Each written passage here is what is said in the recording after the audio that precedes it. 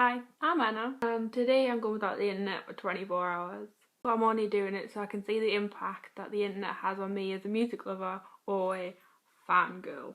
I also want to know the importance that social media has when it comes to being in the know with music news, like who's splitting. So everyone thinks that fangirls are just girls who cry or declare their love to band members, but we're not all like that, honest. Even though I say that as I'm sitting in front of a life-sized Ed Sheeran. I am just a normal music lover. I just want to keep up to date with what's happening in the music world, even if it is to do with boy bands. I just finished 3 hours at uni and it was really hard to go without the internet. I found myself checking my phone about 20 times just to see if I had any tweets or any Facebook notifications. Usually if I had free time in the day I'd probably look on Twitter to see if bands had put anything up about new gigs or if they just did tweet sprays or anything. I didn't realise until today how much it actually depended on reading their tweets. I might have missed out on a world tour, who knows? From an outside point of view, it's probably hard to understand why people take to social media to keep track of their favourite musicians. I'm not afraid to admit that the musicians that I take track of online are boy bands. What people don't understand is that for some people, music is a way to enter into the world. It's not all about the boy band good looks. And for me, I like to know what these boy bands are getting up to so that I can go to concerts to see them live. I've been lucky in the past when it comes to meeting these certain musicians that I love. As you can see from the wall behind us, there's quite a few.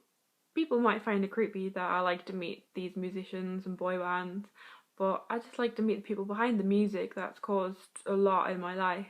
And when I'm not able to meet them, I like to take to social media just to be able to see what's going on in their lives and if they will be coming back anytime soon. It's even hard not being able to go on Snapchat to see like the bands that I've added and see what their stories are like. I'm usually updated on their day-to-day lives through the Snapchat stories. The next 12 plus hours are going to be fun. Currently distracting myself by watching Supernatural so that I don't try to go on the internet to see what's happening. By now I would have probably Snapchatted videos and pictures of this to friends. Or I would have started Snapchat stories to see what bands are getting up to right now or what they've done in the days. Well, it's time for bed and I've went a whole 12 hours without internet, but it hasn't been the best. Usually before bed for about half an hour I would probably sit and scroll through Twitter just to see what happened. I didn't realise I'd be so dependent on social media just to be in the know, but it has been really hard without it. I think I definitely underestimated my internet use. I think as a whole society takes it for granted like the impact and the speed that you can get your information online. They don't realise that the internet is a really good tool for our generation. You underestimate like the interactions that you have on Twitter and how you can have an online relationship with the bands and other musicians and just to be constantly updated with information, because without the internet you don't have any of that. Well, I'm halfway there, so let's see what tomorrow brings. Good night. So I just woke up and the first thing I tried to do was look at my phone. I was confused by seeing no notifications whatsoever. On a normal morning I probably would have checked my phone a million times by now. There's like a good 15 minutes where my brain hasn't actually woke up yet, so I usually sit and scroll through mindlessly. It's like the normal thing to do in the morning, but I can't do that, so I put Supernatural on instead.